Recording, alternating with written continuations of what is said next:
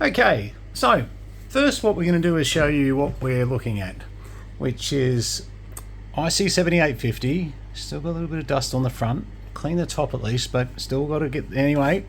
And we're about to move everything around. I thought I want to get this test done before I move everything around, because this beautiful 7800 with some feet which are not the right, well, they're 7700 feet but not the adjustable feet, so I still can't get the height right. Anyway, if you've got some 7800 feet that can adjust up, or 7850 feet, 51 feet, anyway, sing out.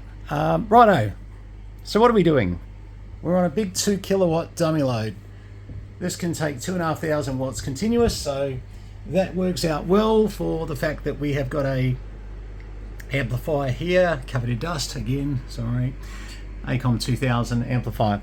Alright, so what I've done, and this is really to display, look, all I really wanted to do was to show you why people buy the LP500 or why they buy the LP700. And it's a bit of a measuring contest, to be honest, as my little mate down in Tasmania says, and I do mean more than power, because they basically do the same thing. And what I've done is I've just now, sorry, we are into the dummy load, so just to show you, I just need to be very clear some of the power levels we're going to be doing. Let's just set that 1 2 3 4 5, okay, 1 2, that SWR. Let's have a look.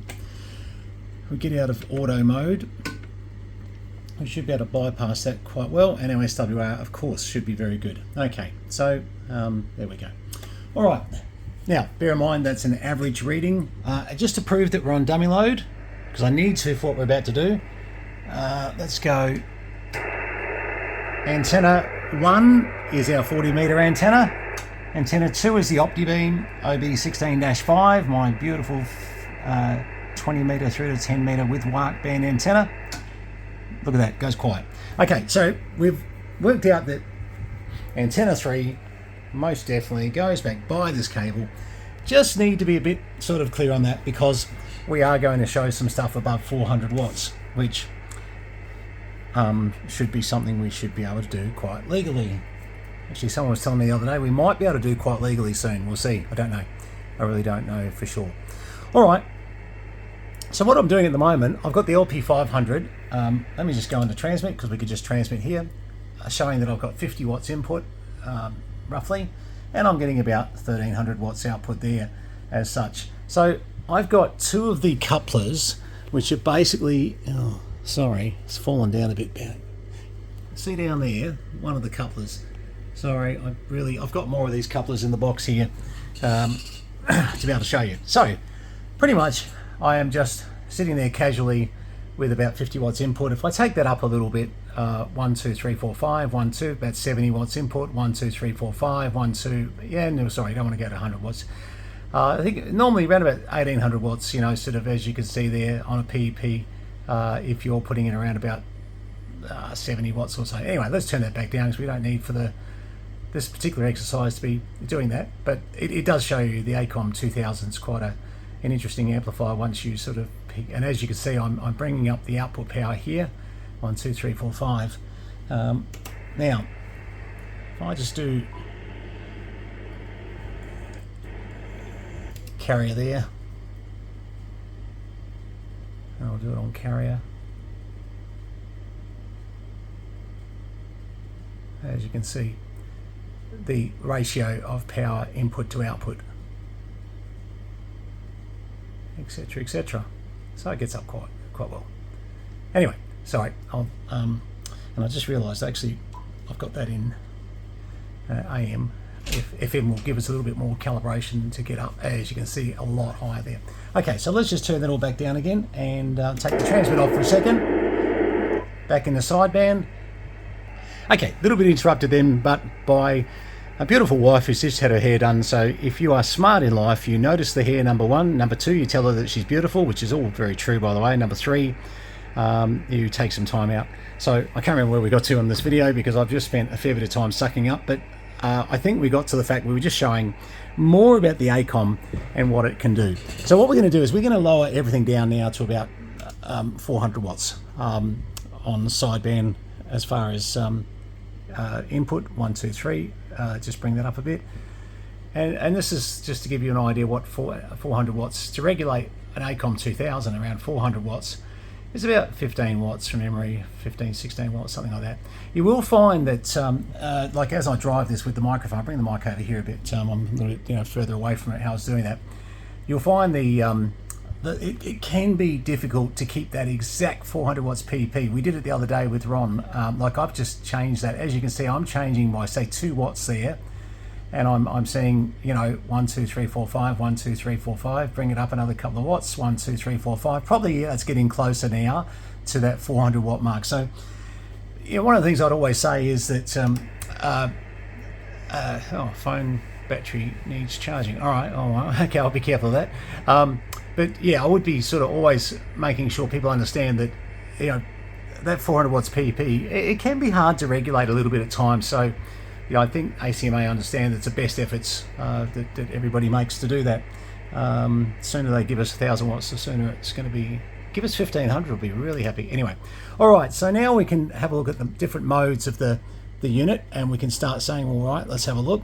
One, of course, we're looking at the input coming off the radio there. So that's coming directly out with its I can't remember how it was, actually 16 watts, yeah. So it's about 16 watts there. And then we're looking at the output of the amplifier there, 1, 2, 3, 4, 5, which is a slightly different waveform if you have a look. It's definitely, sort of just slightly different. Obviously, it's amplified, etc., etc. And this is one of the nice things about being able to run multiple couplers on the LP500, LP700. You don't necessarily have to do what I'm doing. You could basically just hit the channel button and change channels and have one set up as the input, one as the output. Now, the lovely thing about what we're doing right now is we're getting a side-by-side look.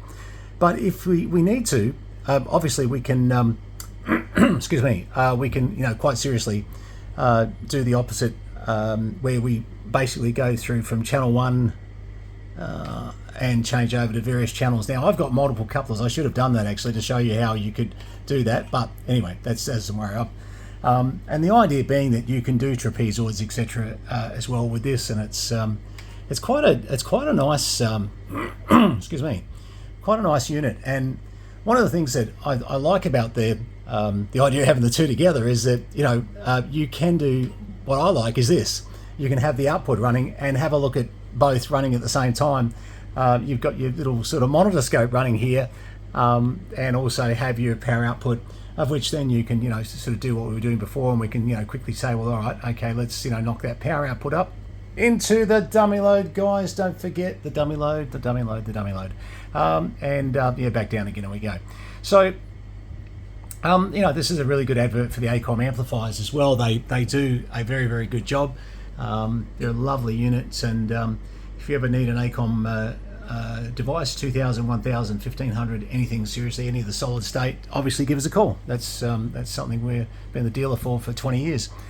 And sold a lot of, but not so much to amateurs. Our market's a little different, but we do sell them to amateurs, of course. All right, so basically, without getting into a 20-minute video, and I literally could go break down so many different features, some of the alarms, some of the peak holds, and just different ways that we can turn. Oh, right, okay, yeah. And we were on peak hold, by the way. And the other thing too is see how we've got two columns here. One is our average, one is our PP, our peak power, etc. So they're a really versatile meter that I wish I could really spend a lot more time on. But quite honestly, you really need to buy one, and I mean that they are just one of those items that buy one. The hardest thing you'll ever have to do is go on to set up and put your call sign in, which I got that all sorted out in the end. I actually had trouble putting that in initially. It was so simple. Sometimes you're looking for something that is very, very simple. All right, well, there you go. That's just showing you a little bit of input and output on the LP500, LP700. Hopefully one of the things you can see is that there's bugger all difference between the two devices. Interesting that, do you notice they made a bit of a faux pas on the LP500s where it's okay, the adjust knob there, when they designed this, the knob was actually just sort of, it was just sort of a, anyway, when they did the 700, they decided, let's adjust the word up above, and but I don't think they changed anything much else. The template on the back is pretty much the same. Just to show you that very quickly, actually that's probably not a bad idea, but just to show you that, you know, you can do quite a lot more. Now, number one, you can do 4 couplers, so you literally could have 4 couplers coming into this. For that, you may have 4 different radios. You might have amp in, amp out type connections. You also have a USB which connects into some software. Also, you can run your relay switching through here as well. Most people don't, to be very honest, but you know, some people with foot switches and situations like that, they find that sometimes is the way they'd like to go. But now, let me check that power that I've got running on here. 1, 2, 3, 4, 5. Just turn that down just a little bit. 1, 2, 3, 4, 5. See how touchy it can be though. 1, 2, 3, 4, 5. Just down a tad, and I'll just, you know, I'll go with that. And as you'll see, as we go onto an antenna here, and some of the boys on 705. And of course, the moment we do that, I'm going to go up the band a bit actually, just to get out of the way.